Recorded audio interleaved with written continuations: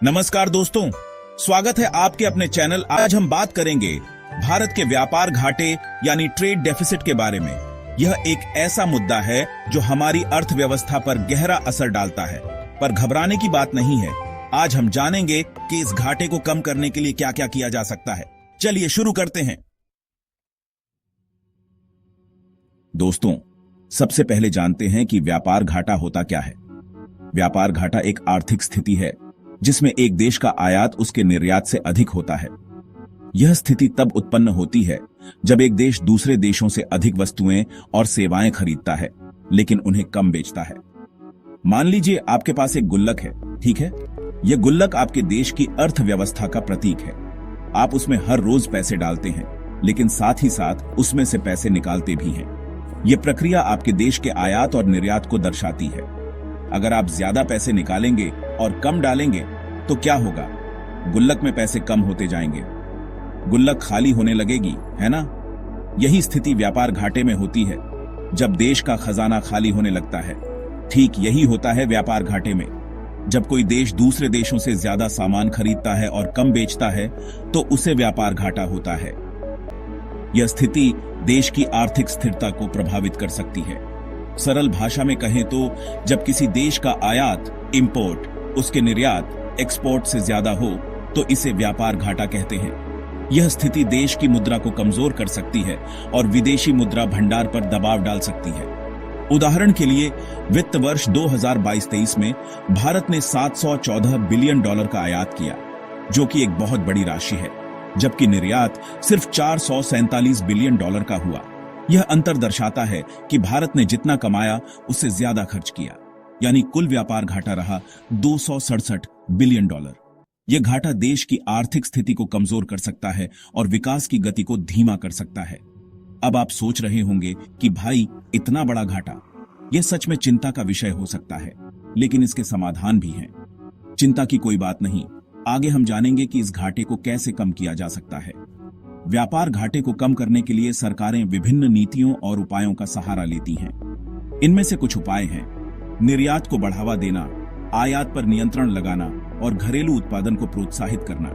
निर्यात को बढ़ावा देने के लिए सरकारें विभिन्न प्रोत्साहन योजनाएं लागू करती हैं, जैसे कि टैक्स में छूट, सब्सिडी और अन्य वित्तीय सहायता। इसके अलावा आयात पर नियंत्रण लगाने के लिए टैरिफ और कोटा जैसे उपाय अपनाए जाते हैं।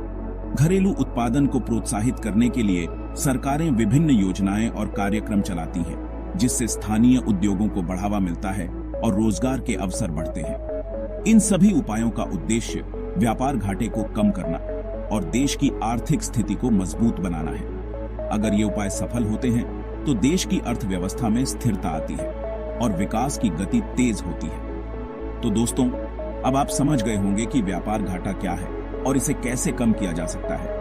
उम्मीद है कि यह जानकारी आपके लिए उपयोगी रही होगी। अब सवाल आता है कि यह घाटा क्यों हो रहा है। यह सवाल हर किसी के मन में है, खासकर उन लोगों के जो व्यापार और अर्थव्यवस्था को लेकर चिंतित हैं। क्या हमारी सरकार सो रही है? क्या हमारे नेता इस समस्या को नहीं देख पा रहे हैं? अरे नहीं दोस्तों, इतना आसान नहीं है ये। सरकार और नेता भी इस समस्या से वाकिफ हैं और इसे सुलझाने की कोशिश कर रहे हैं। सबसे बड़ा कारण है कच्चे तेल, क्रूड ऑयल का आयात। भारत को अपनी ऊर्जा जरूरतों को पूरा करने के लिए भारी मात्रा में कच्चा तेल आयात करना पड़ता है। हमारी गाड़ियां, फैक्ट्रियां, सब कुछ तेल पर चलता है। तेल के बिना हमारी अर्थव्यवस्था की गाड़ी रुक जाएगी और हम खुद इतना तेल नहीं बना पाते, इसलिए बाहर से मंगाना पड़ता है। यह आयात हमारे व्यापार घाटे को बढ़ाता है। दूसरा कारण है सोना और इलेक्ट्रॉनिक्स जैसे उत्पादों का बड़े पैमाने पर आयात। सोना तो हम भारतीयों का पहला प्यार है ही। शादी ब्याह से लेकर त्योहारों तक हर मौके पर सोने की मांग रहती है और मोबाइल, टीवी, लैपटॉप के बिना तो आजकल जिंदगी अधूरी है। ये सभी उत्पाद भी हम बाहर से मंगाते हैं। और तीसरा कारण, भारत अभी तक उच्च तकनीकी उत्पादों और मशीनरी में आत्मनिर्भर नहीं हो पाया है। मतलब बड़ी बड़ी मशीनें, रोबोट, ये सब अभी भी हमें विदेशों से मंगाने पड़ते हैं। यह भी हमारे व्यापार घाटे को बढ़ाता है। तो ये कुछ कारण हैं जिनकी वजह से भारत का व्यापार घाटा बढ़ रहा है। लेकिन यह समस्या सिर्फ भारत की नहीं है, कई अन्य देश भी इसी समस्या से जूझ रहे हैं। वैश्विक व्यापार में असंतुलन और विभिन्न देशों की आर्थिक नीतियों का भी इस पर प्रभाव पड़ता है। विशेषज्ञों का मानना है कि हमें अपनी उत्पादन क्षमता बढ़ानी होगी और आत्मनिर्भरता की ओर कदम बढ़ाने होंगे। इसके अलावा हमें वैकल्पिक ऊर्जा स्रोतों पर भी ध्यान देना होगा ताकि तेल पर हमारी निर्भरता कम हो सके। स्थानीय उद्योगों को बढ़ावा देना और मेक इन इंडिया जैसे अभियानों को सफल बनाना भी महत्वपूर्ण है। कृषि और ग्रामीण विकास पर ध्यान देकर भी हम अपनी अर्थव्यवस्था को मजबूत बना सकते हैं। तो दोस्तों, यह समय है सोचने का, समझने का और मिलकर इस समस्या का समाधान निकालने का। हम सब मिलकर इस चुनौती का सामना कर सकते हैं और एक मजबूत और आत्मनिर्भर भारत का निर्माण कर सकते हैं। अब सबसे जरूरी बात, इस घाटे को कम करने के लिए हम क्या कर सकते हैं? यह सवाल हर व्यवसायी के मन में उठता है, खासकर जब आर्थिक स्थिति चुनौतीपूर्ण हो। यहाँ हैं कुछ अहम उपाय जो न केवल घाटे को कम करेंगे बल्कि व्यवसाय को नई ऊंचाइयों पर भी ले जाएंगे। पहला, सबसे पहले तो हमें भारत में ही चीजें बनाने पर ध्यान देना होगा। मेक इन इंडिया का नारा तो सुना होगा। यह केवल एक नारा नहीं है बल्कि एक महत्वपूर्ण रणनीति है। मेक इन इंडिया का मतलब है कि हम अपने संसाधनों का उपयोग करके अपने उत्पादों का निर्माण करें। बस उसी पर अमल करना होगा। इससे न केवल रोजगार के अवसर बढ़ेंगे बल्कि हमारी अर्थव्यवस्था भी मजबूत होगी। दूसरा, हमें नई तकनीकों का विकास करना होगा। तकनीक में निवेश करना आज के समय की मांग है ताकि हम दूसरे देशों पर निर्भर न रहें। स्वदेशी तकनीकें न केवल लागत को कम करती हैं बल्कि गुणवत्ता में भी सुधार लाती हैं। तीसरा, हमें अपने उत्पादों की गुणवत्ता में सुधार करना होगा।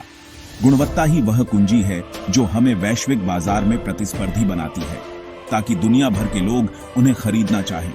उच्च गुणवत्ता वाले उत्पाद न केवल ग्राहकों का विश्वास जीतते हैं बल्कि ब्रांड की प्रतिष्ठा भी बढ़ाते हैं। चौथा, सरकार को भी निर्यात को बढ़ावा देने के लिए नीतियां बनानी होंगी। सरकारी नीतियां और प्रोत्साहन योजनाएं व्यवसायों को अंतर्राष्ट्रीय बाजार में प्रवेश करने में मदद कर सकती हैं। और पांचवां, हमें सौर ऊर्जा जैसे वैकल्पिक ऊर्जा स्रोतों पर ध्यान देना होगा। सौर ऊर्जा न केवल पर्यावरण के लिए लाभकारी है बल्कि यह ऊर्जा की लागत को भी कम करती है ताकि कच्चे तेल पर हमारी निर्भरता कम हो। वैकल्पिक ऊर्जा स्रोतों का उपयोग हमें आत्मनिर्भर बना सकता है और दीर्घकालिक लाभ प्रदान कर सकता है। इन सभी उपायों को अपनाकर हम न केवल अपने घाटे को कम कर सकते हैं बल्कि एक मजबूत और स्थिर व्यवसाय की नींव भी रख सकते हैं। यह समय है कि हम मिलकर काम करें और अपने देश को आर्थिक रूप से सशक्त बनाएं। यह सिर्फ सरकार की जिम्मेदारी नहीं है बल्कि हम सबका योगदान भी जरूरी है। अगर हम भारतीय उत्पादों को प्राथमिकता देंगे तो हमारी कंपनियां मजबूत होंगी और निर्यात बढ़ेगा। हमें ऊर्जा बचाने पर भी ध्यान देना होगा। लाइट बंद करो, पंखा बंद करो, एसी का तापमान कम करो। अगर हम सब मिलकर कोशिश करें तो हम देश के व्यापार घाटे को कम कर सकते हैं। तो दोस्तों, यह थी भारत के व्यापार घाटे को कम करने की कहानी। अगर आपको यह जानकारी उपयोगी लगी तो वीडियो को लाइक करें, चैनल को सब्सक्राइब करें और इस जानकारी को अपने दोस्तों के साथ जरूर शेयर करें। मिलते हैं अगले वीडियो में। तब तक के लिए जय हिंद, जय भारत।